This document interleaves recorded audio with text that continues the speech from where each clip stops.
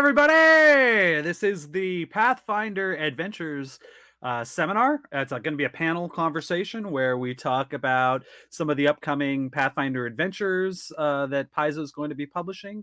We'll also talk about some of the craft behind making and editing and producing the adventures that we put out for the Pathfinder game. We've put together a great panel to have that conversation. I should start off by saying hello. I'm Erik Mona. I am the publisher and chief creative officer at Paizo. So I kind of manage the entire editorial operation, and each of these folks has a very critical role to play in that operation, and I'll give them an opportunity to introduce themselves. And Adam Daigle, I think we'll start with you. Hi, Adam Daigle. I'm the Pathfinder managing developer. I basically make sure that Pathfinder products keep going and all the badass people working on it have what they need. Awesome. All right, Ron Lundeen, how about you? Oh, I'm Ron Lundeen. I am a Pathfinder Adventure Path developer, along with Patrick Hurley, the other Patrick. We shepherd through the adventure paths of through the Pathfinder line. A lot of fun. Okay, cool. And lastly, we have Patrick Hurley. Patrick, say hello. Hi, I'm Patrick Hurley. I'm an editor at Paizo, and I get to read over and check and correct all of these amazing things that the people on all sides of me produce. Awesome. So when we start talking about Pathfinder adventures, and specifically most of our conversations today are going to be about Pathfinder Second Edition adventures, we might as well start at the beginning. So if we could get the first slide up, that is the Fall of Plaguestone. We had to think really long and hard about what kind of adventure we wanted to do for the sort of debut adventure for the Pathfinder Second Edition rules. And one of the things that we knew we were going to need to do is have the person who wrote it also understand what those rules are, because it was being produced sort of concurrently to the production of the Pathfinder Second Edition game. Adam, you were pretty significantly involved in that whole project. Why don't you start us off by talking a little bit about Fall of Plaguestone, what it is, why it is, how it came together, that sort of thing. Okay, yeah, like one of the things that was interesting with that is a lot of times we try to tie a lot of products into other products, and launching an adventure on the same day that the core rules comes out seemed like a very important thing to do. If people didn't want to jump immediately into an AP, we needed to provide something that was a shorter investment for people time-wise, which also was super challenging trying to develop it while the rules were still being solidified. And something Erik mentioned earlier, one of the things that really helped was having Jason Bowman, who was leading the edition change, actually write the adventure. So there were times where I could trust that he got it right, and then times that I had to walk over to his office and be like, hey, is this right? And then working with edit later on to make sure that a term that changed last minute also was fitting right in the adventure. But we also wanted to have something that was a little more kind of basic adventure, where I'm not saying that the story Jason put together was basic, but something that is what you would expect from an introductory fantasy adventure. And I think that we really nailed that with Fall of Plaguestone. And even though Jason can be a brutal designer and make some very brutal encounters, or perhaps because he can be a brutal designer. Right. One of the things that we talked about a lot, as I'm sort of thinking about it again, is this is something James Jacobs and I have talked a lot about over the years. And Adam, I think we've pulled you in these conversations as well, and probably everyone else has participated to some degree in them. But we have this belief that the way people remember and enjoy adventures is sort of akin to the title of a Friends episode. It's oh, this is the one where you blank, right? This is the one where you go to hell, or this is the one where you fight against goblins or what have you. And my memory says that the kind of summary of Fall of Plaguestone is, this is the one where you become an adventuring group. This Correct. Is the introduction. This is what kind of binds you together and takes you forward. And I think Jason did a really nice job bringing that to fruition, and then once you guys got in and polished it all up is even better. So And absolutely, yes, go and ahead. like also, I mean, something else that the adventure did, other than like providing people, something to play with the brand new core rules, is that it really integrated some of the nice innovations of second edition, where it had, customized backgrounds. So everyone playing a character could pick one of these backgrounds and like instantly be kind of integrated into things, and showed the rarity system where, hey, you're playing this adventure, you found this, now it's not uncommon anymore, it's something that is yours. And so if you take that character further, people know that, hey, oh, you played Fall of Plaguestone because you have this certain item, or you have this certain Right. ability or whatnot. Well, that's a very interesting point, and it kind of brings me to Ron. Ron, your main focus is the adventure path, and we'll, at least on a day-to-day basis, and we'll get to that, later in the thing. But I wonder if we could kind of sneak you in here a little bit to talk about, backgrounds that Daigle mentioned. I mean, that's one of those new tools that Second Edition gives us to better root people into the story of the adventure, and that's certainly been the case in our standalone adventures. But I'd love to maybe hear the adventure path perspective. And maybe if there are other tools, Daigle mentioned the rarity system, if there are other stuff that you're finding, wow, this really gives us an opportunity to kind of improve our adventures just because of the new innovations in second edition. Patrick, if you've got thoughts on that too, that'd be great. Ron, let's start with you. Sure. Yeah, absolutely. The thing that we had with the adventure paths back in first edition was when we come out with a player's guide, we'd include traits that were appropriate for the campaign. We'd have campaign traits. And that was always fun to do, but also it made me feel a little bit awkward because we were relying on a basic rules system that had come out in the advanced player's guide that wasn't part of the core rulebook. Now, because we have backgrounds right from the beginning as part of the core rulebook, then we incorporate those directly into the player's guide to give you things that are going to mesh start of the adventure path. Not necessarily all the way through. They're backgrounds for a reason. They're where you were before you got to the main part of the adventure. And one of the things that I want to keep in mind is that there could be people going through the core rulebook who see a background listed there and think that, yes, man, I want to be a barrister. That is my whole character background. And even if there are campaign options, they need to work alongside of and not instead of the other options that we've given. But all the way through the adventures, all 6 of the adventure paths, or 3, as we announced yesterday sometimes, you've got additional training that you can get in the form of feats or archetypes or items that you can find, more magic, spells, and the like. We pretty frequently evaluate those and determine that they ought to be uncommon or rare because you found them in this one adventure. They don't need to be widely available to everybody at every campaign, because this is the one that you got because you defeated the evil circus. It is therefore rare because you're the ones that have found it. And that makes it a real special thing. I feel like people that come out of the end of any of the adventure paths, you could play the same character at the beginning, but by the time you get at the end of an adventure path, all of the tools you have are going to be very different based on all of the uncommon and rare things that you've found. You'll be able to look at somebody's 20th level and go, I don't even need to hear a word about this character. I know what they did. I can see it in the stuff they've got. Totally. Patrick, do you have any thoughts on that one from the editorial perspective? Just about tools and things that we've added in paths and. Yeah, just I'm not trying to put you on the spot, but just if there's anything about second edition that in an adventure framework you're kind of finding compelling. I think I've been at Paizo for a few months, but I got to work on the advanced player's guide, and one of the things I've just been so impressed with the second edition is the customizability of characters. You can combine archetypes with classes and backgrounds and just create like an amazing, like it's a variety of characters I've not seen before. So. Okay, cool. Let's go to the next slide, which is the unadulterated cover for the Plaguestone, Fall of Plaguestone. And the illustration here is by Satyawan Lee.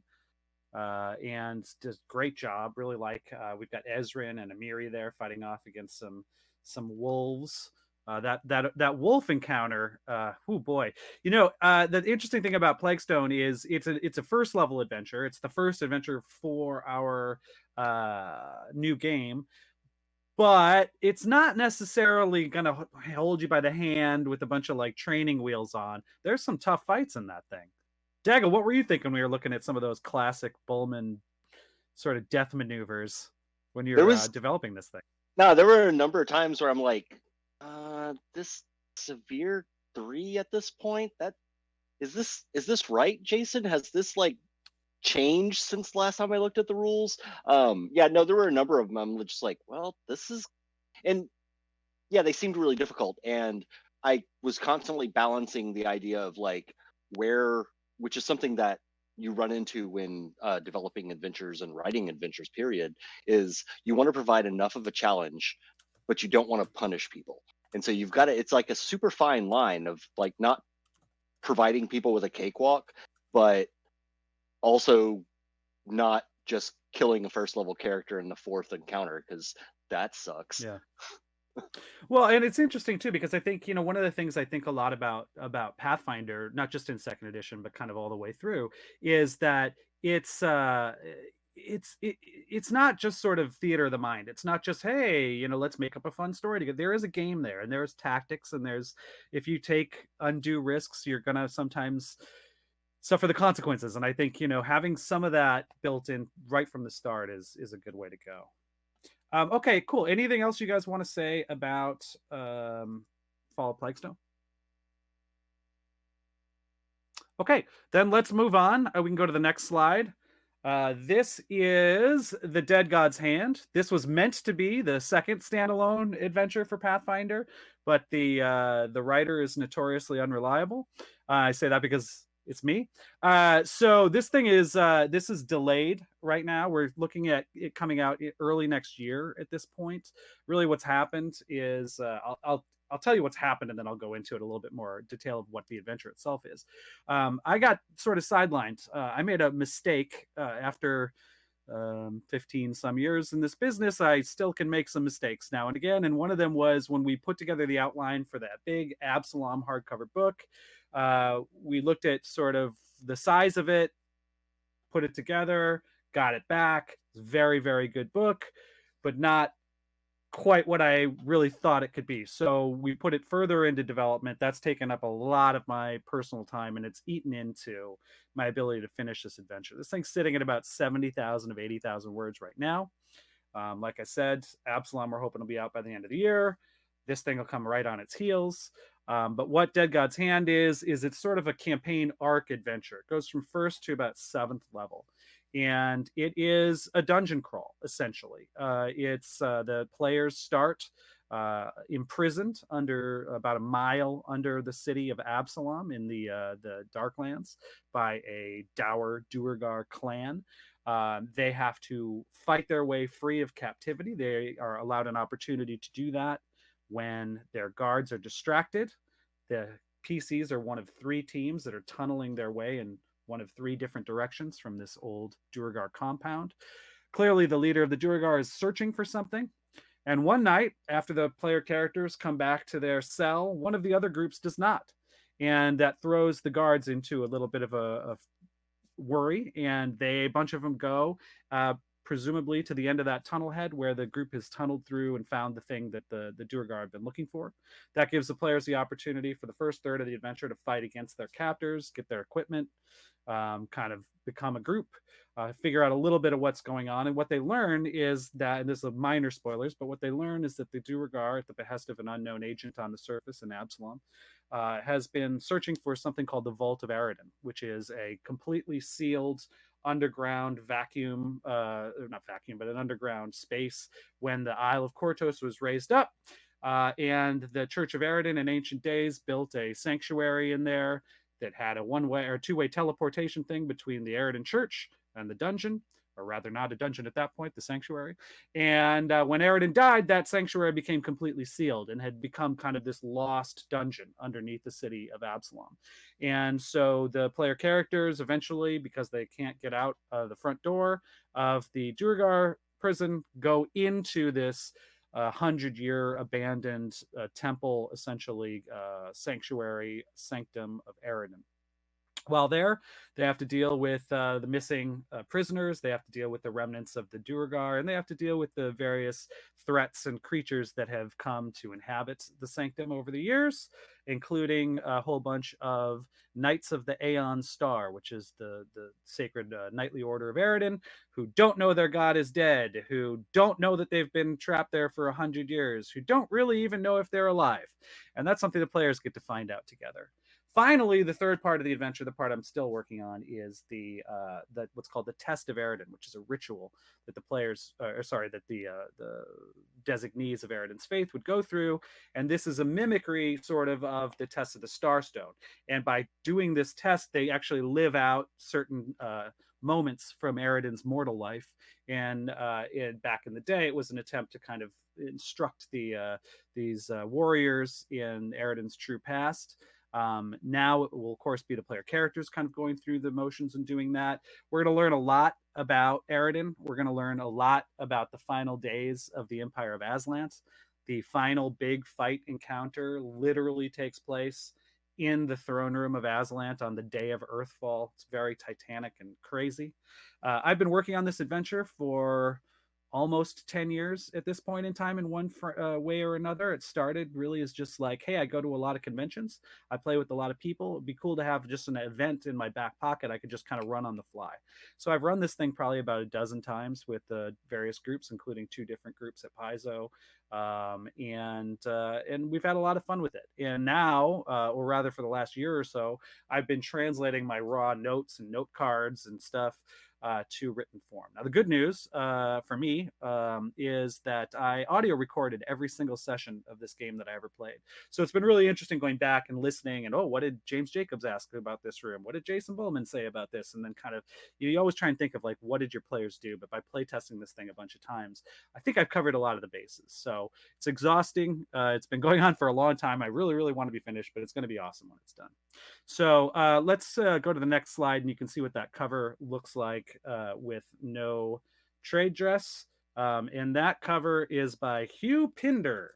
So I really love this cover.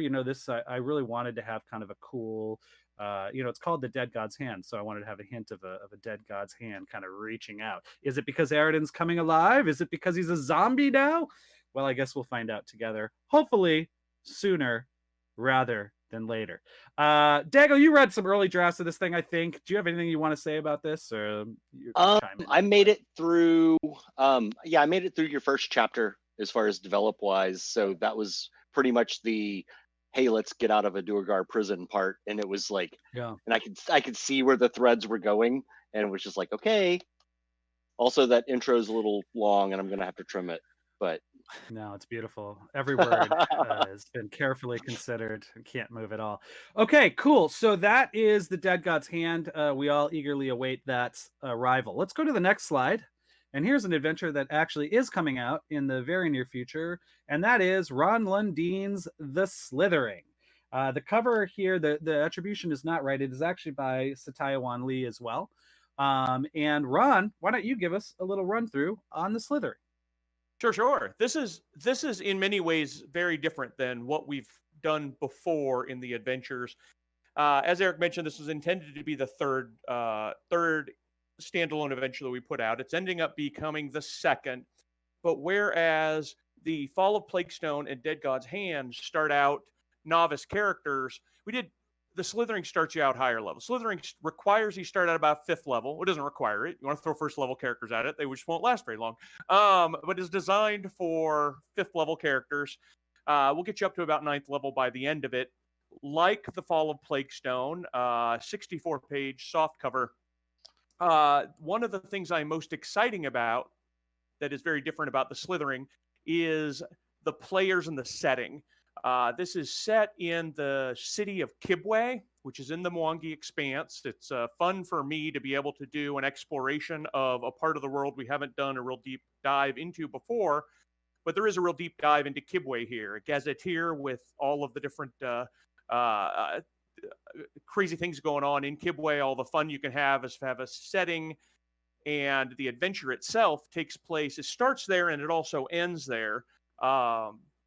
The characters themselves in this, one of the things that is most interesting about this to me is that overall, the Slithering is a curse that is afflicting humans. And so one of the conceits right out of the gate for the Slithering is that none of your players can be humans. Otherwise, they'd be subject to the curse. This is a story about how non-humans stepped up in order to prevent a real serious disaster. And so there are guidelines in there about making sure people are playing non-human characters. Can you be a human ancestry with maybe a different heritage? That's going to be up to the GM, but the idea is you've got all the fun that comes with the advanced player's guide you can really put to the test here. You can have your Tengus and your kobolds and your catfolk and all kinds of fun stuff like that. The story itself, as I said, starts in Kibwe just with a bang as the Slithering is starting to affect people in a marketplace. And because they've stepped up in order to help out, the heroes are almost immediately tasked to do what they can to try to put a stop to it. And then sort of chasing down what needs to be done to put a stop to the Slithering will take them out of the city of Kibwe into a very dangerous site we've talked about a little bit before, the holy city of Zatramba, which is not at all holy. It is quite the opposite, in fact. And then circle back to Kibwe to find out that there is an old nemesis that has shown up in several of our different stories that I'm not going to spoil now, that has stepped in to try to make things worse. And putting a stop to them and a stop to the curse is what success in this adventure is going to look like. One of the things that I feel we had to address on this, and that Patrick can maybe speak to a little bit about this. I think it tells a rip-roaring story that when I turned it in last October, I did not think twice about this story about a contagious curse that is sweeping through the area, and that has become just a little bit too real in the current days. And I worked closely with the editors, and I know Adam worked with this to make sure that this isn't the sort of story that is going to be as real as it may have been when it was turned in, to make sure this is squarely in the realm of fun fantasy type adventure. Yeah. Patrick, did you want to jump in on that? Oh, sure. Yeah. I mean, I think having worked on this was one of the first things I got to work on after I joined, and it was so much fun. But we talked about the context in which it was getting released, and we just realized that this is still a good adventure, and we could show how people band together in times of crisis to overcome challenges. And I mean, it was just a pleasure to work with the developers and with Ron and Adam, just to kind of tweak the adventure and make it something that I think everyone will really enjoy. Yeah, it's real like rip roaring. I mean, there's a lot of investigations. There's lots of following clues. I mean, it's pretty, like, you don't have a lot of time to just sit and wallow and think about, oh wow, think about the parallels. And I think we did some good changes and stuff at the last minute to make that the case. But hopefully people will enjoy it in the spirit in which it's intended, which is, hey, look at all these people are turning into goo. Let's make that stop. Daigle, did you have any thoughts? I was just About going the to say that, yeah, something that we haven't yet publicly announced about the Slithering is that initially, whenever it was outlined, since we were intending people to play non-human characters, and this is kind of a tie-in to the APG because they come out around the same time, in my initial pagination, I included 4 pages to show pre-gens of certain characters that people, if they didn't already have a non-human character, they could just pull it out, and it was like using things like catfolk and stuff like that that were appearing in the APG. But the adventure ended up running long, and I didn't want to kill bits of the adventure, and I knew that I could still repurpose these pre-gens. So we're going to be, around the time of the adventure's release, we're going to be launching out a little web PDF of those pre-gens. Oh, that'll be fun. That'll be fun. Yeah. Some of that stuff in the APG for those new ancestries is like super cool. And then not very long after that, we've got the Ancestry Guide coming out for the Lost Omens, book, Right. which is going to provide even more cool options for people to play non-humans in this book. It's interesting when we talk a little bit about these adventures, because they're standalones, they really are a lot, or they can be, I guess is a better way of saying it, a lot more flexible in terms of how they plug into the overall plan. You've got an adventure path, and the 5th volume of an adventure path has got a link directly to the 4th, and it's got a link to the 6th, and so there's a lot of dependencies on some of these other products. And sometimes we have done standalone adventures that play to that strength. We're putting out a setting book in this area, and here's an adventure that's kind of set in that area. But I would say more often we use it as a way to pivot. So, we knew that we wanted to get, for example, to the Mwangi Expanse relatively quickly in 2nd edition.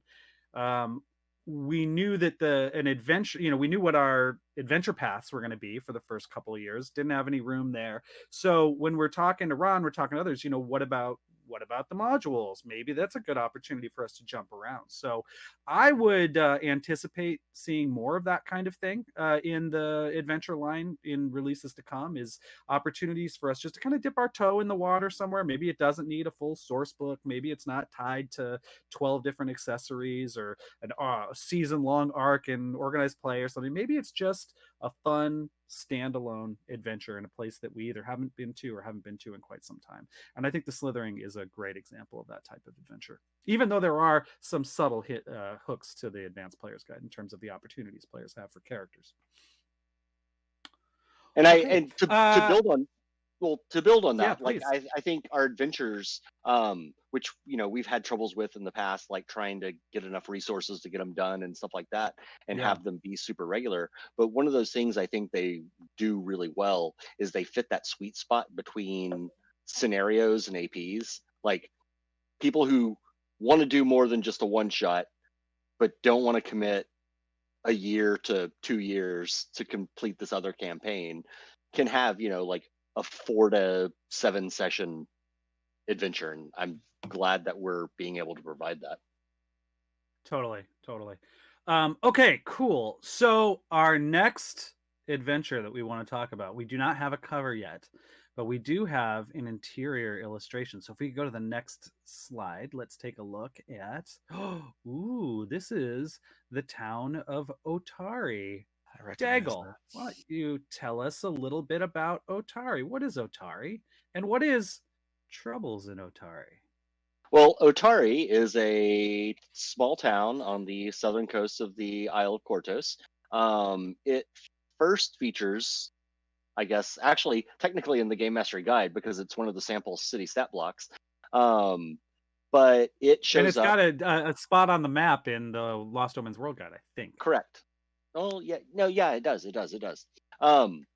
So, but one of the things that the beginner box, the adventure that happens there, is in Otari, and so and I can't remember the name right now, but it's probably good that I don't spoil it. But what you got there? Oh, Thunder. Oh, I'm just checking the map. Don't worry. So yeah, so the beginner box takes a character from 1st level to 2nd level. And then Troubles in Otari is an anthology of adventures that will bring characters from 2nd through 4th. Beginner box only provides rules for 1 through 3, and then we'll have rules and Troubles of Otari, or Troubles from Otari, to bring a character up to 4th level. And the 3 different, like, felt it was strong to not have one continuous storyline and have it be kind of like pick up as you may type thing. So you don't have to play the 3rd level adventure to have played the 2nd level or whatnot, but there are threads throughout all of those. and each of the adventures shows like a different type of it, like an archetype of adventures. Like the first one is the, hey, let's go reclaim a place and use it as our stronghold. The second one is like, hey, GMs who are new to this is how to play, or this is how to run a sandbox adventure. And the third one is like, this is what a dungeon crawl is like, with puzzles and stuff like that. And for each of those, the first one was Liz Liddell, second was Ron Lundeen, and third was Jason Keeley. Of course, Jason Keeley was the one that put puzzles in. But also, this serves as a bridge between the beginner box rules and the core rules, because as if anyone watched the panel the other day, the beginner box is not a complete rework of the Pathfinder Second Edition system. It's basically the exact same system with fewer options. So the way that this adventure was put together was super easy to develop, because it's like, oh yeah, develop a Pathfinder adventure and then pay attention to the small subset of things that are not included in the beginner box. So people running it with beginner box rules can run it easily. People running it with core rules can run it easily, and things are pretty seamless. But also it ties into the first volume, or it ties into the Abomination Vaults AP, which is also based in Otari. So we've got beginner And box. that's January 2021. Correct. Yeah. So yeah. Sorry. No, yeah. Great. So Ron, I heard your name invoked there. You wrote one of these sections. You want to talk a little bit about that? I sure do. Yeah, I had a lot of fun writing the second part of 3, which is the third level adventure, which is really a sandbox. Because this follows up from the beginner box, we're expecting, even, and characters of any experience can play it and have a really good time, but we are expecting there will be at least some people coming into it who are coming right out of the beginner box. And it was really sort of fun to be able to start the chapter by saying, hey, look, sometimes what you do next isn't specifically clear. Sometimes you could just go explore, and there's all sorts of clues you may have and trouble you may have. And a sandbox adventure being built around the characters following up on leads they want and doing what they feel like, frankly, I think it's a really important part of adventure telling. It's a really important part of the role-playing process. And so it's sort of fun to be maybe people's first experience with, wait, I can do whatever I want with that. That's awesome. So that was a lot of fun. Nice. So in some ways, Otari is kind of almost the sand point of second edition, if you will, in that it's kind of the built-in, this is the player's starting town. It's in the beginner box, it's in Troubles in Otari adventure, and it's the main site of the Abomination Vaults. Abomination Vaults, if you weren't participating in one of the other panels, 3-volume adventure path, starts January 2021. First level, so you'll kind of come familiar with the setting through the beginner box, through Troubles at Otari, and if you want to start fresh, it'll be like kind of putting on a comfortable shoe at that point in time for you if you've been through all that stuff. Patrick, did you work on Troubles in Otari? Well, I actually just before this was working on the beginner box Atari, so I've become quite familiar with that little town. Why don't you tell us a couple of interesting facts about Otari, or a couple of things that just struck out with you as like, oh, that's pretty interesting. Well, one of what Adam said was right. It's Pathfinder 2, but like for people who are just getting started in second edition, the language is very good to build up to that. For such a small town, there are a lot of hidden nooks and crannies, and quite a lot of surprises. And I also, one of the first adventure paths I worked on was the circus. Extinction Curse. Extinction Curse. Thank you.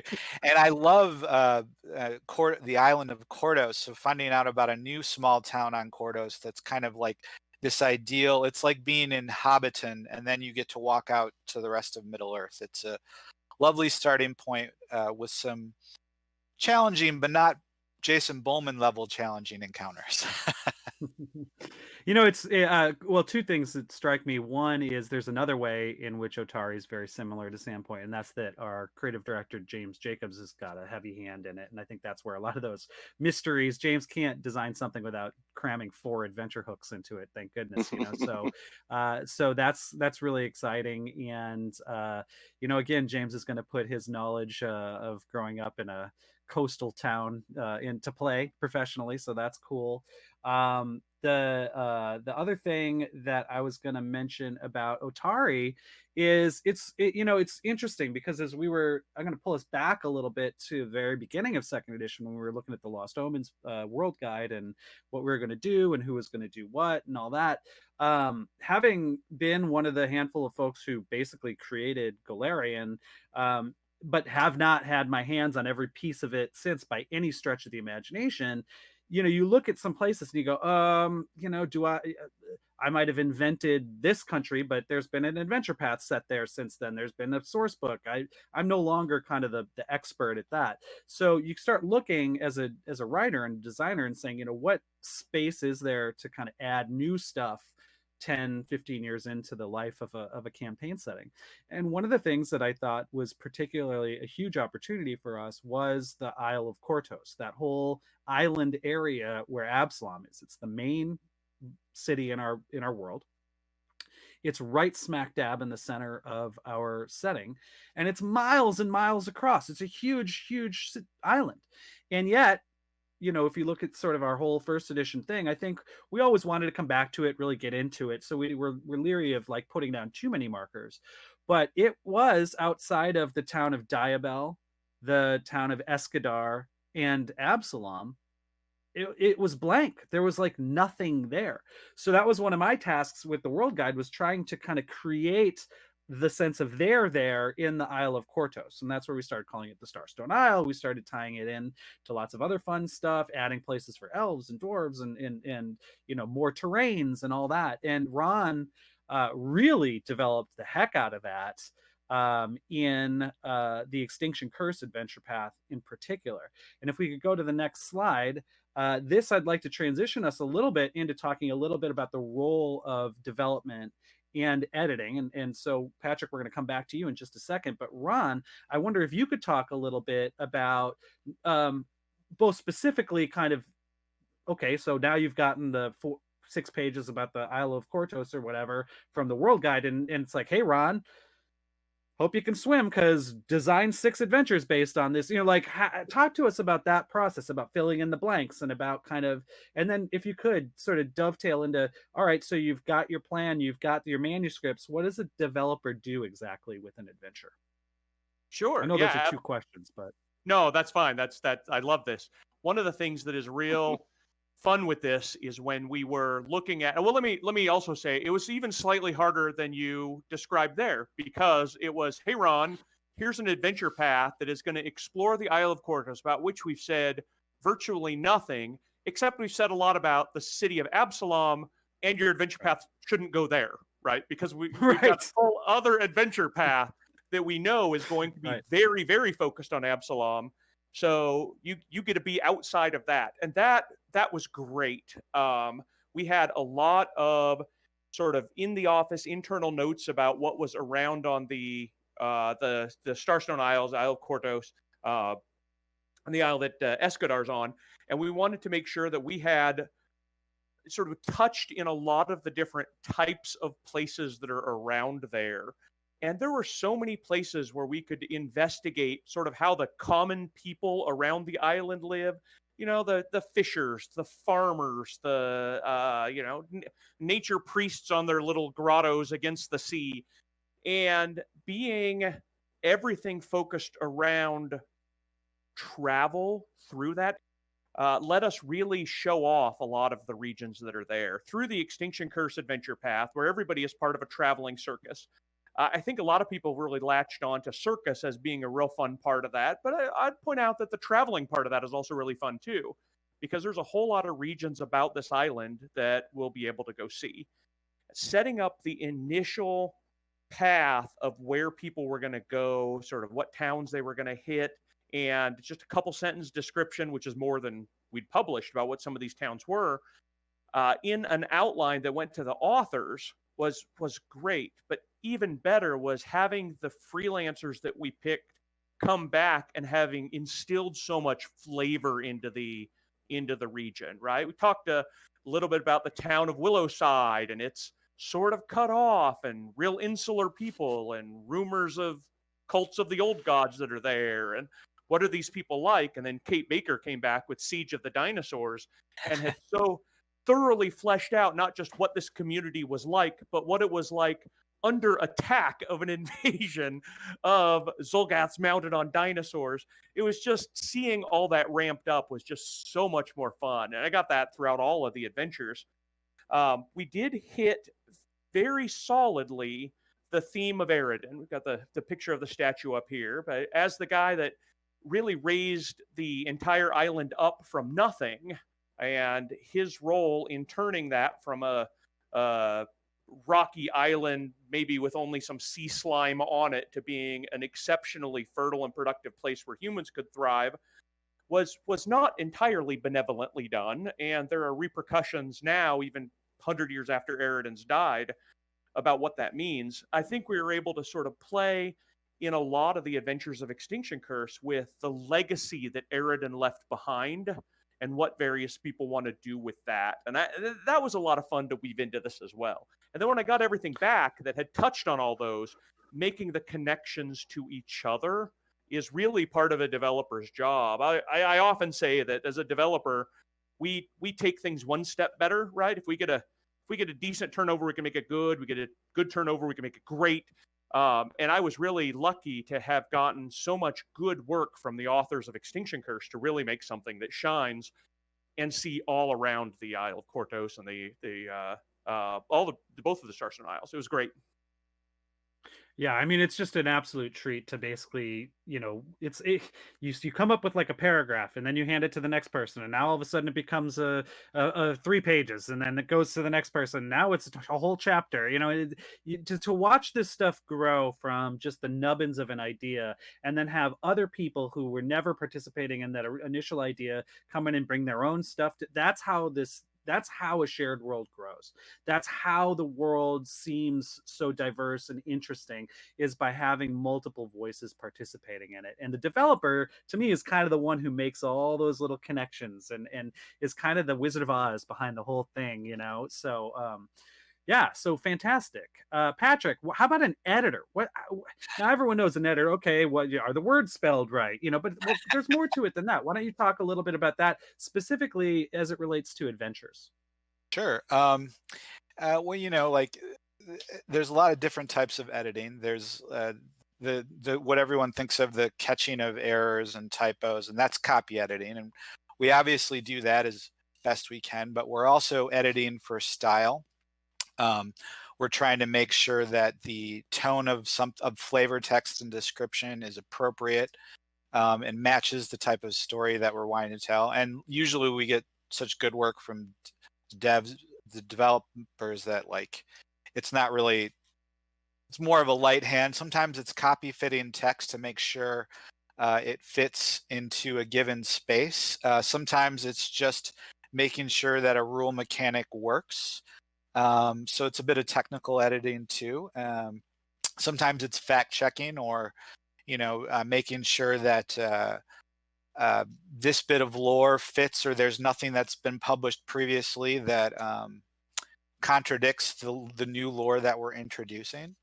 I could use this example here of sometimes when we have to make judgment calls on this piece of art. This is one of the statues of Eridan that the players will encounter in this Extinction Curse. Now, sometimes with art, we see something and we're like, well, that's a mistake. We'll have to go back to the artists. Like if, for example, an elf's eyes look like human eyes instead of being the monocolored eyes of the Galarian elves, we would have art change that.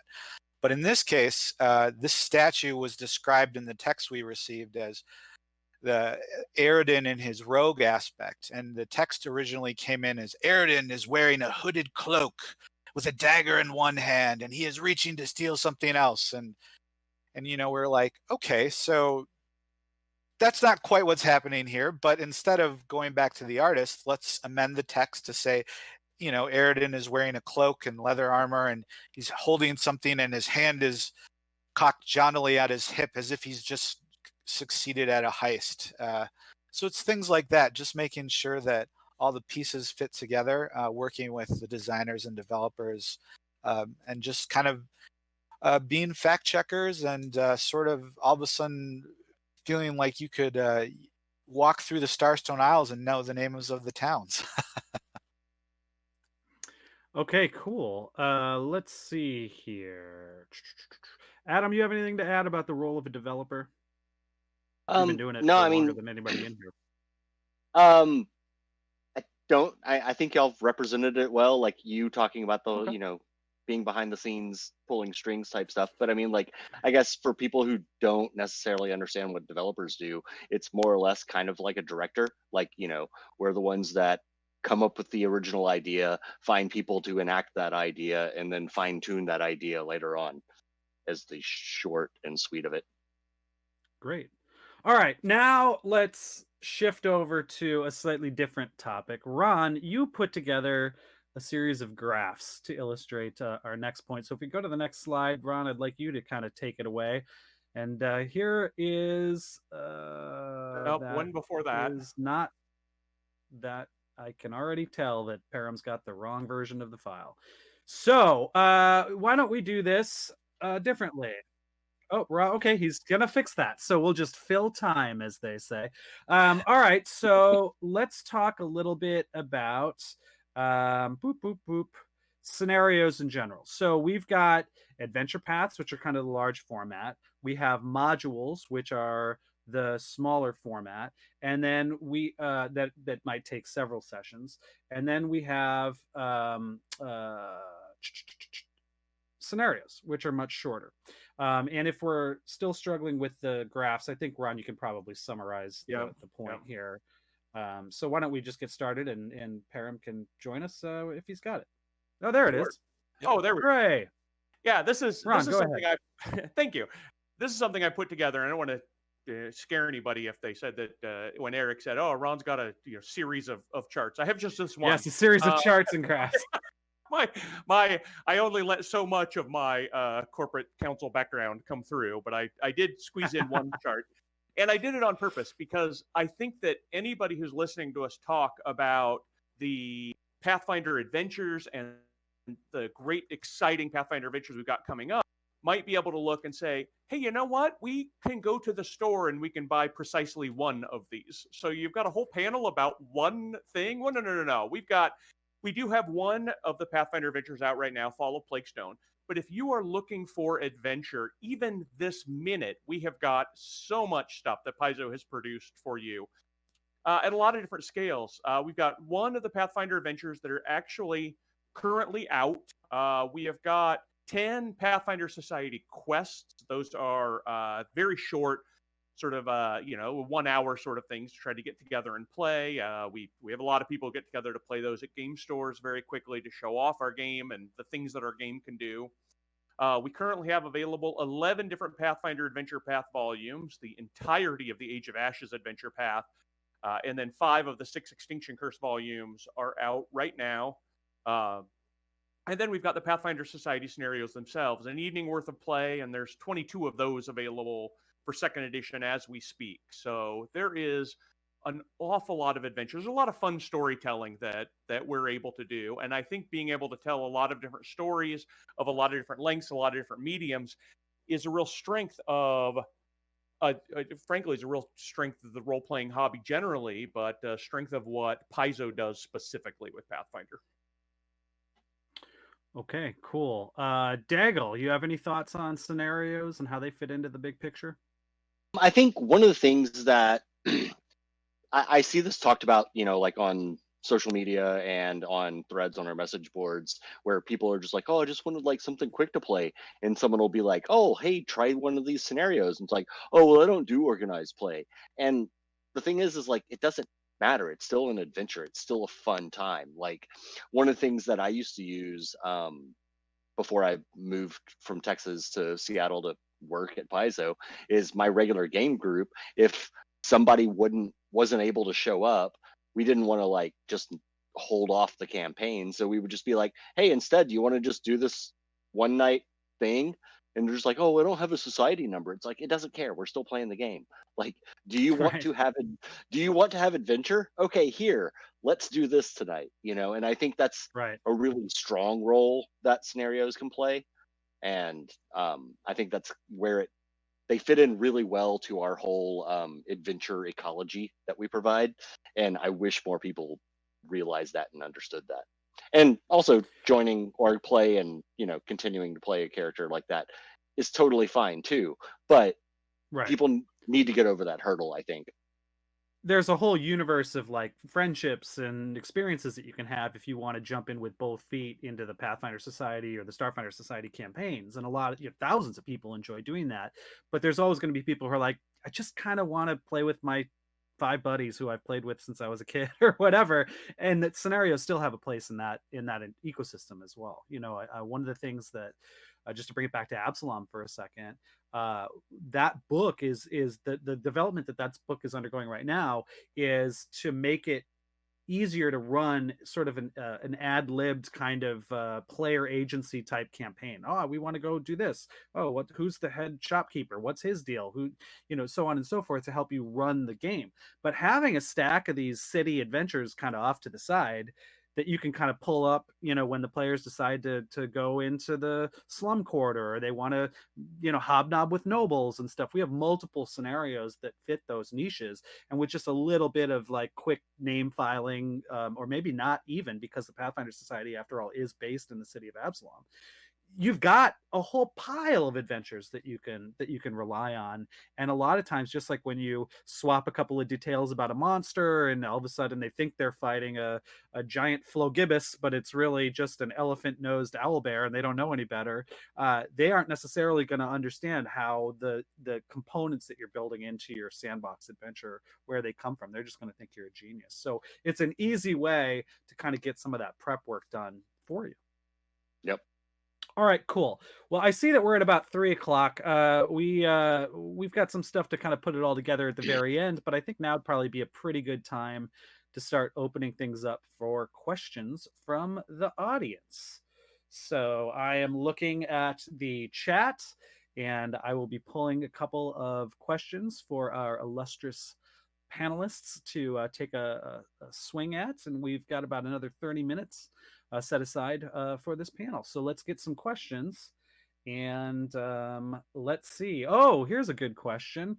Starfinder Adventure line. What about Starfinder Adventures? Now, everything that we just said about the Starfinder, everything we just said about the Pathfinder Society still applies to the Starfinder Society as well. In fact, outside of the adventure paths right now, Starfinder Society scenarios are your best bet for quick standalone adventures that are not connected to an entire adventure path.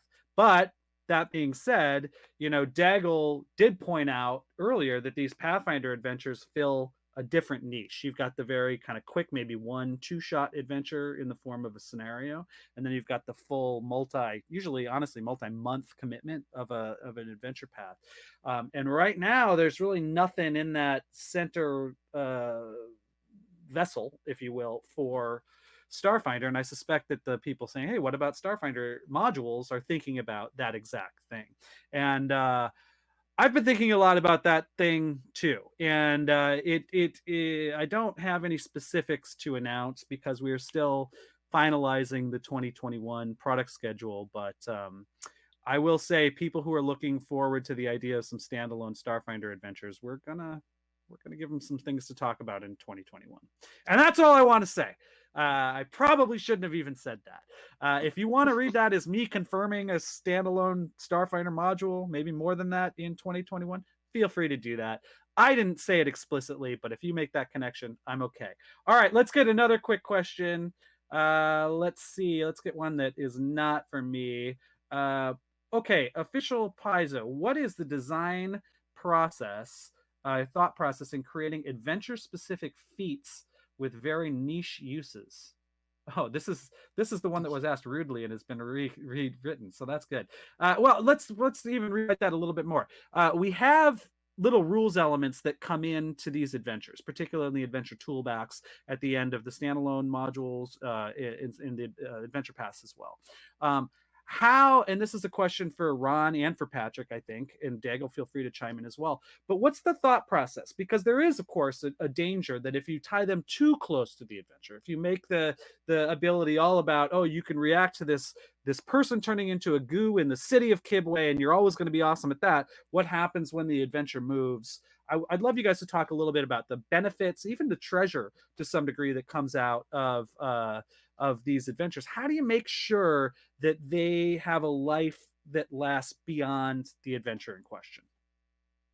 Oh, I've got actually two quick points on that. First, I think that Great. they are not specifically for people who have necessarily had something done to them and they've got an effect that they sort of have to have. But a lot of these are choices that the characters can make to more fully embrace the themes of the adventure or the story, right? If you pick up the juggler archetype in Extinction Curse, that's communicating to your GM, I love this circus stuff so much. I'm going to take some of my choices and I'm going to commit. I'm going to lean in to being part of this circus, so much so that I'm taking the archetype for this.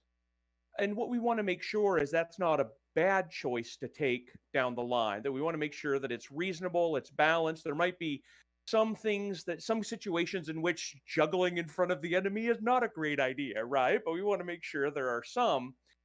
With the adventure path line, we work far more closely with the design team in second edition than we did in first edition. And I think one of the things that really does is it makes us take a close look by ourselves and then with our design counterparts on, is this a thing that is going to seem like a loss if people take it in the long run, or is it something that's going to be comparable within the scope of the theme of this adventure path? And we absolutely want to make sure we're providing options that are the latter rather than the former. So I think that allows us to, first of all, give things that lean into a theme, and secondly, do so in a way that is very intentionally and intelligently balanced within the rules. Okay, cool. I'm going to combine a couple of questions here because I think they're pretty much asking the same thing. And one of them is any new standalone adventure announcements aside from Trouble in Otari and the delay with Dead God's Hand? And then the second question is, what are your goals for release schedule for standalone adventures? And I think I can address both of those things. We always have to look at when we're announcing various things. It's a complex sort of math problem.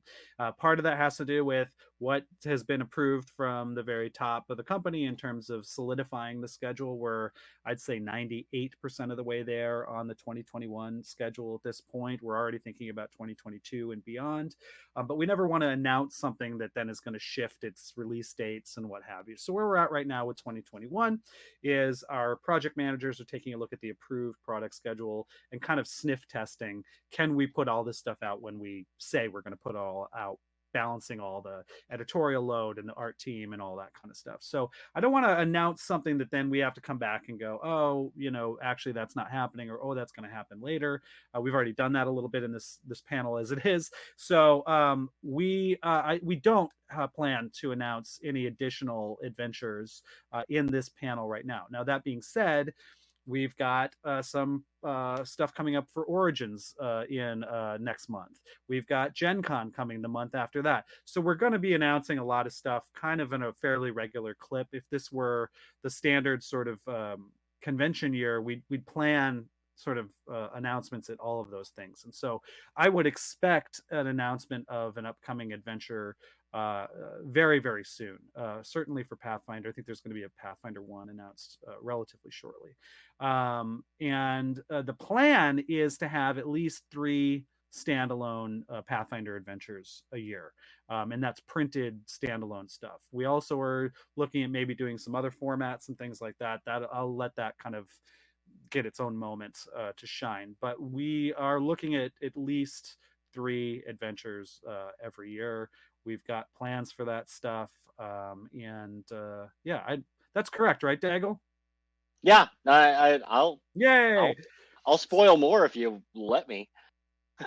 Let me look at the schedule really quick and make sure that we should, because there is one that's right on the cusp that There's we one, don't really yeah, have. the March one or spring one. Yeah, the spring one. If you want to talk about the spring one, what the hell? Go ahead. It's just a very minor PaizoCon! It's spoiler. PaizoCon! Woo! Yeah, no, minor spoiler. The spring printed adventure is going to be written by James Jacobs, and it's going to be freaking awesome because it's essentially the first half of or the first portion of our in-office game that we have now brought online since we cannot be in the office anymore, and it's going to be awesome.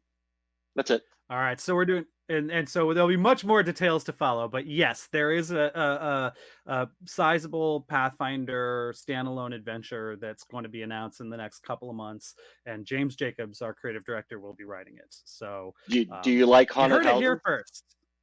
Oh, and it's in a haunted house. It's a haunted Yes. house, James Jacobs adventure. So that's going to be amazing. I am super stoked for that. And okay, so let's look at a couple other questions. Any plans for modules set in one of the other continents? Ron, I think I'm going to throw that one to you. And I'm using the widest definition of module possible for Alrighty. answering this question and why I'm sending it your way. Yeah, we have a lot of interest in exploring what else our world has to offer, sort of adventure wise. One of the things that when we get a lot of these questions about, are you going to set something here? Are you going to set something there? It's interesting to me because when people look at our adventures, they think we want a story in this place or that place. But really what we go with is what sort of themes do we want to tell? What sort of stories do we want to give? And then we'll fit those to the part of the world that support that story. And so it's not just, can we have something that is set in Starusan or something in Casmeron or whatever. It's like, all right, well, if we wanted to have a story about sort of wide, long distance exploration over mostly untrammeled land, Yobaria is a great place for that. Maybe that's the place we're going to set that sort of story. So as the sorts of stories we want to tell naturally fit into other continents and other parts of our world, absolutely we are going to use those. Okay, cool. One of the things that definitely fits into this category is the second 2021 adventure path, which we have announced, which is Fists of the Ruby Phoenix, which is a return to the Ruby Phoenix tournament, which was a standalone adventure we published 10 years ago.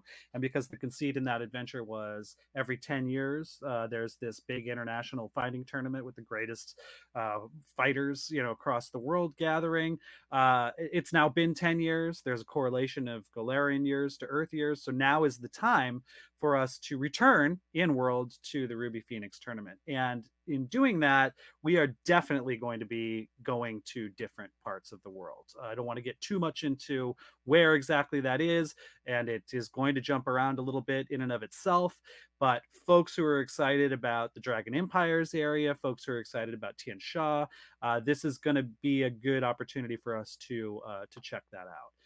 And actually, it's not an adventure, but Ron, I've mentioned this a couple of times, I think, in chat with you during the regular work week, but boy, there's an article about Vudra in an upcoming adventure path that is just crackerjack of an article. Very, very good. It's not an adventure, but people who are looking forward to learning more about sort of the India analog part of the world of Lost Omens are really going to have a lot to sink their teeth into that article. And that kind of speaks a little bit to what I was talking about an hour ago we start, with the Isle of Kortos, and it's just, it's a paragraph and it's this big. And then a little bit later we go, and now it's this big. And then a little bit later, now we've got a whole adventure path there. Sometimes with these off the map areas, it's really important to kind of establish the beginning of what the idea is before we go super deep into the idea. Daigle, I wonder if you could talk a little bit about that in vis-a-vis Arcadia, which is something I know you've put a lot of effort into. While you were explaining that whole thing, that's exactly what I was thinking about. It was like, that's kind of how we went with Arcadia. Like,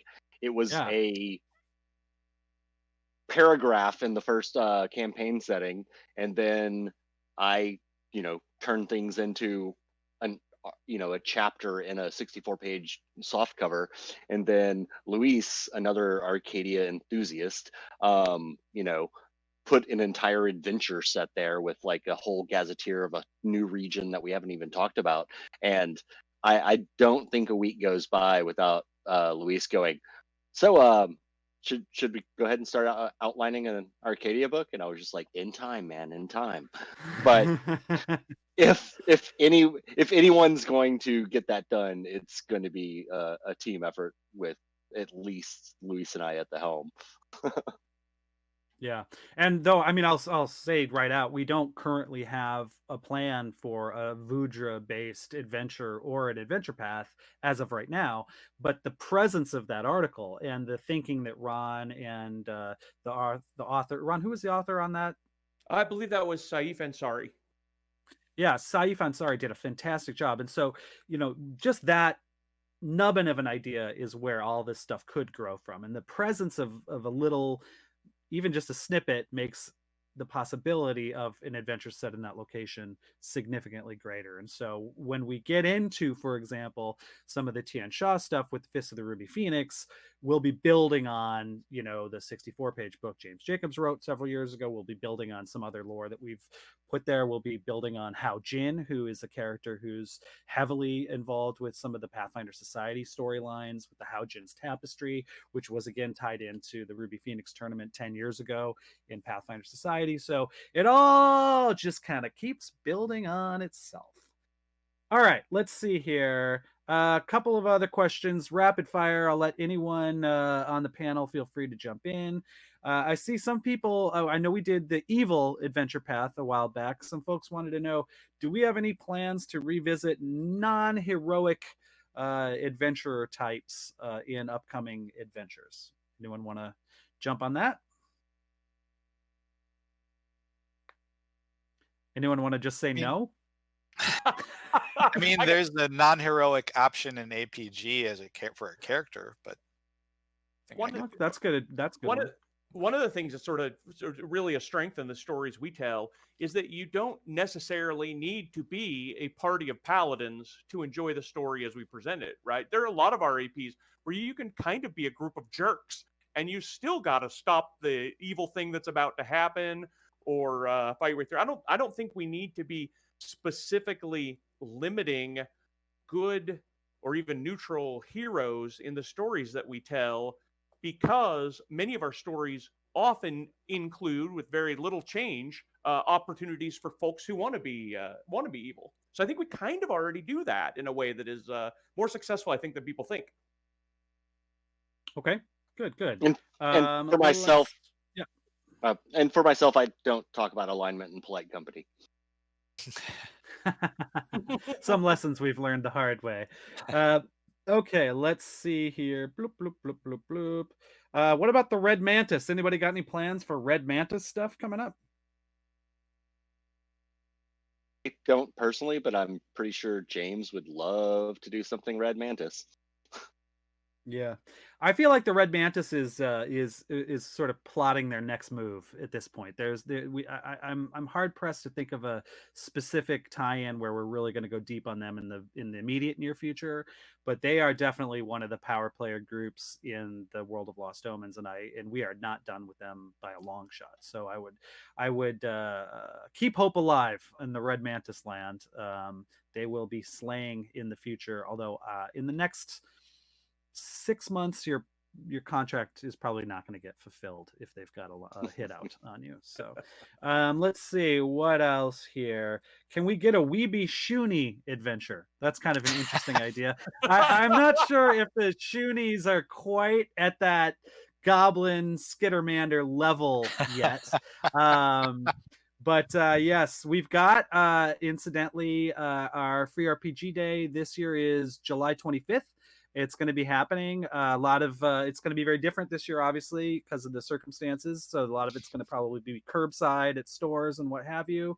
But we do have a Pathfinder adventure coming out there. That is, Daigle, you want to talk about that guy a little bit? Has that actually been announced? And is that something we can talk about?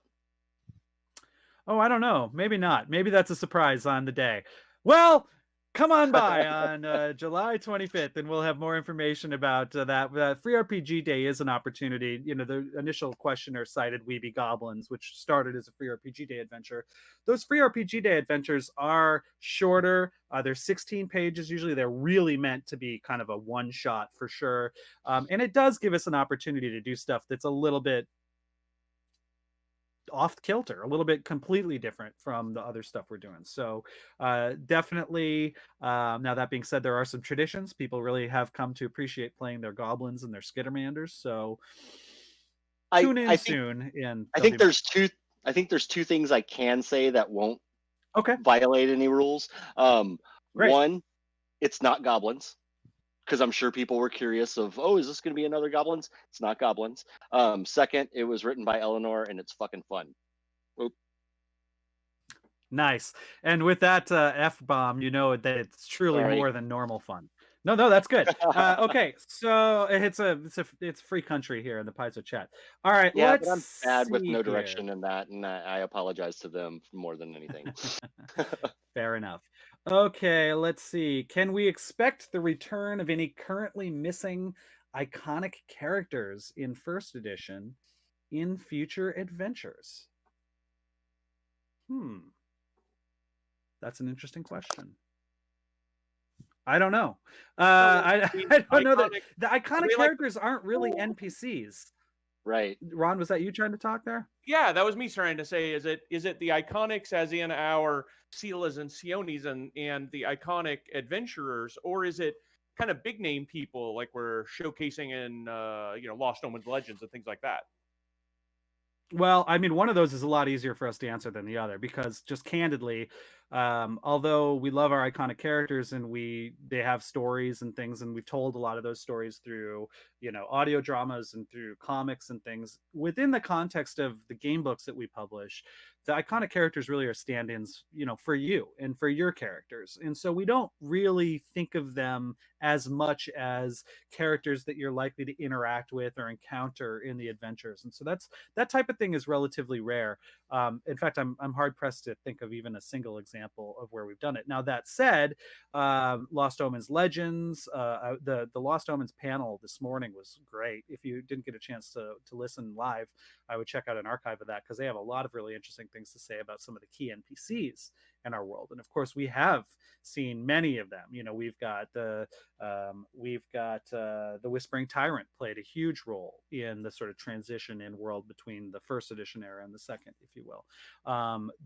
They showed off some art of Eando Klein, who was the original sort of host, if you will, of the Pathfinder Society sections in the fiction in the first 18 Pathfinder Adventure Path volumes, and he is kind of coming back into the fold of the Pathfinder Society. So you'll see him again. You'll see Sheila Hydemark again. You'll see a lot of these NPCs who, particularly through Pathfinder Society, where we've touched on them a lot. But again, Hao Jin from the Ruby Phoenix tournament, we'll see that. It's way too early to get into this, but we have been talking about sort of the next adventure path after Ruby Phoenix, who's potentially the big bad there. That's potentially a familiar name. So we're always thinking of known people, known NPCs that have resonated with the players, and look for opportunities to bring those folks back into the mix. But as far as the pre-generated characters, I would say, the iconic characters, I would say pretty unlikely that their fates will be revealed in the form of an adventure module. All right. Let's see here. Someone asked about the spring 2031 adventure path. I'm not that foolish. Let's see here. Somebody loves Diego's write-up of a Mexico-ish area of Arcadia. Awesome. Yep, Diego's been doing some writing for us. We're excited. He's from our customer service team. I'm not sure why it made me think of this, but the idea of non-heroic adventures. I know this is a Pathfinder panel.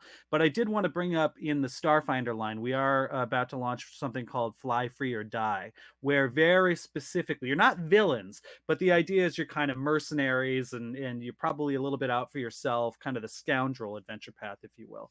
So if you're as excited about hefting a blaster and a jetpack as you are a sword and a backpack, you might check out the Fly Free or Die adventure path. I think it launches in either October or November of this year, and that is going to scratch that itch, I think, for sure. Yeah, its first All adventure right. is literally called "We're No Heroes."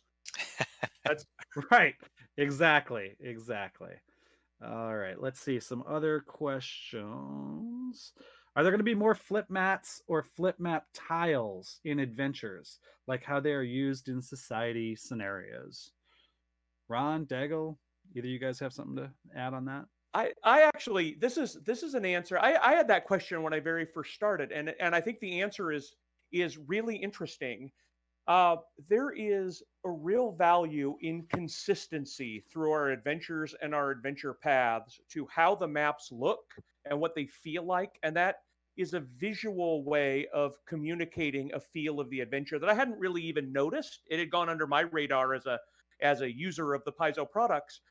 But there is something when you take a flip mat or flip tiles and you include those alongside a bunch of other custom made maps, sometimes it can actually look really jarring.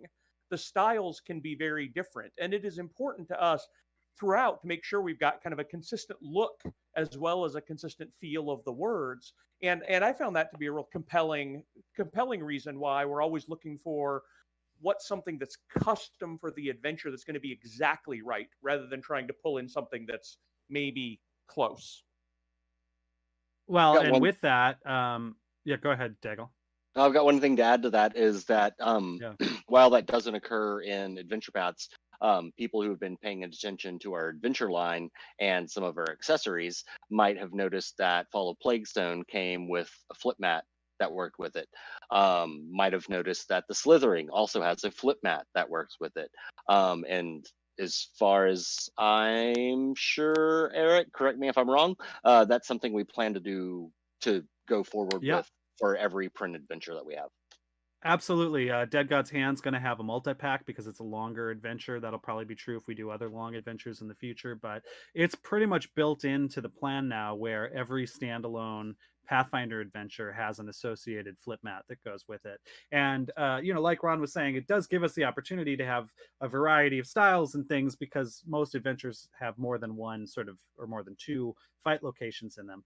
But it does give us that opportunity to kind of really think about, what is the showpiece battle, what are the battles where the terrain is going to really come into play and where positioning is super important. And as a designer, sometimes I find that kind of breaks me into a mode of really trying to think differently about the encounter. If you're just like, oh, there's a room and there's a demon in it and there's a chest, that's, I don't want to say it's lazy, but then adding the element of like, how does this room look? How, where are places that the players can hide from the scorching ray, or where's the chest specifically, and how does the tactics come into play? So I find that to be a pretty interesting challenge as an adventure writer. It was tough in the Emerald Spire Super Dungeon where every single level had to be on a map that was of the same dimensions, but even that I think uncorked a different kind of creativity. Sometimes being hemmed in a little bit is actually extremely useful. Having a deadline, having a word count, without those two things, none of us would ever finish anything. And so having a limitation on your creativity can sometimes actually be, I think, a benefit. So with the adventures going forward, indefinitely at least, we will be having associated flip mat products on the Pathfinder side for sure. Okay, let's see other questions.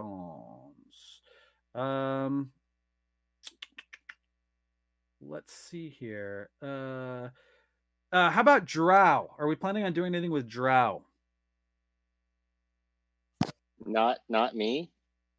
Oh, me. Yeah, they. I'm not going to say anything other than the fact that Drow made an appearance in the Abomination Vault adventure path. and kind of, I think, a triumphant reappearance in some way, because they featured heavily in Second Darkness, which was one of our earliest adventure paths back in 2008, and for a variety of different reasons.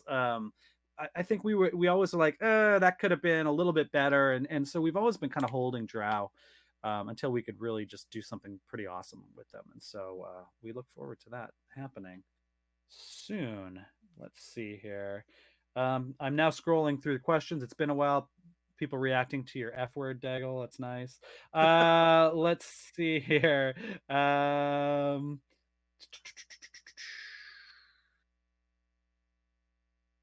not seeing a lot of more questions. Any chance? Well, this is not an adventure question, but I'll ask it. Any chance of more comics coming? Both the Galarian-based ones or the Worldscape ones with Paizo characters involved. They've all been absolutely awesome. Well, thank you very much. We put a lot of effort into them. We are in discussions with Dynamite right now about what the next Pathfinder comic will be. Certainly too early to announce anything, but we're at the stage now where we're talking to writers. There's like a very definite plan of something coming in relatively near future. I suspect that you'll know about it within 2 to 3 months at this point in time. So there's been a little bit of a gap there, but we're looking to get back to the comic books thing fairly soon. I've seen this question a couple of times. I don't have a great answer for it, but I'm going to ask lest someone feel like they're being ignored. And that is, do we ever plan to get back to the Dark Moon Vale region? Some of our early Pathfinder modules actually, they were called Game Mastery modules back then. They predated even the Pathfinder brand. Took place in Dark Moon Vale, a section of Andoran. It was also one of the earliest sort of world books that we did, was a deeper dive on that region. I don't know if it's the same person asking twice or two different people asking about Dark Moon Vale, but there's some Dark Moon Vale love in the chat. Daigle, how does that make you feel? I mean, like, I was a fan before I was an employee, before I was a freelancer. And yeah, some of that early stuff I read was the Dark Moon Vale stuff. And I was like, man, this stuff is amazing. But I also know nostalgia is a hell of a drug. And we can look back at stuff that we made 12 years ago, or we can use our awesome new talent to make cool new things. And that's kind of where I'm leaning on that whole thing. Well, one thing that I think that there's at least an opportunity. There's are we going to fully revisit a location, right? And we only have so many slots. And as you say, I think we're focused on kind of moving forward more often than looking back. But there's also Easter eggs and references and things like that. And I know that with so much of 2021's early output being focused in Otari, and Otari is itself a lumber town, having references to connections with Andoran's corrupt lumber consortium, that kind of thing, it's still very much a part of our setting, and so even if we're not going back there immediately, that area and those plots, that stuff is still festering, and then we may indeed come back to it sometime in the future. Just right this second, we don't have any plans that I'm aware of anyway to revisit really Andoran or the Dark Moon Vale. Andoran is not top of the list of places that we want to get back to. It got a fair amount of love in first edition. So again, there's places that will always come back. Absalom will always come back to. I suspect we'll be back to Varisia. There are those places that are kind of in our hearts. Cheliax, I think we'll get back to at some point. But some of those places got a lot of love in the first edition era, whereas other places, Galt, Nex, Geb, Rahadum, frankly, most of the Mwangi Expanse, these places, off-map spots like people were asking about earlier, these are things we haven't had an opportunity to get to yet, and I think there's a lot of energy towards some of those areas, at least in the foreseeable next year or so, in terms of our plans. Extraterrestrial PF2 adventures in the works? Question mark? Okay, a lot of people are asking, like, what? Like leaving the planet? I think that's what they mean by extraterrestrial. Okay. Yeah. All right. Like, well, same. Are we going to leave the world? Same as any other continent. If the story demands, then sure. Right. I will go so far as to say this: plans are all preliminary. Plans can change, but I have heard the name of at least one of the other planets in Pathfinder solar system getting bandied about in a very non-Starfinder way. So we'll see if that comes to fruition. But I wouldn't be tremendously surprised if in some time in 2021, there's at least an adventure somewhere that plugs into some of that material in a pretty exciting way. Is that Trying to be that coy. subtle enough? Eric, I was trying to be coy. Ron Daigle, was that subtle enough? Yeah, Okay, good. that was all right. Excellent. All right, good. Well, you know what? That does bring us to 3:30. I think we are finally out of time, unfortunately. Appreciate everybody who asked a question that we weren't able to get to. Really appreciate everybody's time and your attention here at PaizoCon. This has been a huge experiment for us at Paizo. You know, we were crushed when we had to cancel the in-person PaizoCon. It's a lot of work for us. That's probably why we all look so tired by the end of it, but it's also tremendously reinvigorating. It's great to interact with the audience. It's great to interact with our freelancers and our partners. And this PaizoConOnline has really been as close to that as we can possibly get, and such a short turnaround. You know, the marketing team at Paizo, Peyton, Jim, Aaron, have really put a lot of effort into this. The guys and gals at No Direction have just done a fantastic job sort of bridging these panels and bringing them to you. They're going to have Adam Daigle for a special one-on-one interview following this panel. But I just wanted to personally, as Paizo's publisher, I just wanted to thank No Direction for the great partnership that we've had with them for years and years and years. They're a part of the family, and they're a part, you know, all of you guys are people when we knew we weren't going to be able to meet in person. You know, it was just really sad. And the ability of everybody to come together and throw this thing together on such short notice, and it's really virgin territory. Obviously there's been some tech challenges here and there. No one's really done this before, at least none of us have done this before on this scale, and even the scale itself has really surprised us all. So I just wanted, from everybody at Paizo, just to thank all of you for participating in PaizoConOnline this year. Really hope that you have had a fantastic time playing games. At 4 o'clock we've got Jason Bowman running Band of Bravos. Tomorrow night I'll be with the Glass Cannon doing a session with those guys. That's always a huge blast. And it's just, it really does feel like PaizoCon is happening, you know, even though it's a different form. So to my fellow panelists, to the folks from No Direction, especially to Peyton, who's been running this thing like a champ the whole time, and to all of you guys, thank you so much for participating in PaizoConOnline. It's been so successful. I'm sure we'll be forced to do it again sometime. So thank you all very much. And I think with that, we're going to sign off. And No Direction will be back with Adam Daigle very shortly. Thank you, everybody. We'll see you soon.